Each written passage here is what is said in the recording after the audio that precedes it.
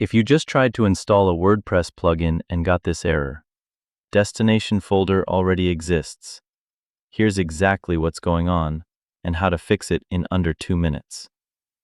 This error means WordPress found a folder with the same name as the plugin it's trying to install inside your WP content/plugins directory. This can happen when files from a previous installation are still present, or when the plugin folder was created or uploaded separately. WordPress detects that the destination folder already exists, so the installation can't proceed normally. Let's open File Manager from our cPanel and take a look. Inside public_HTML, open WP-content, then Plugins. Here there's already a folder with the same name as the plugin we're trying to install. That's the folder that's preventing the new installation from proceeding.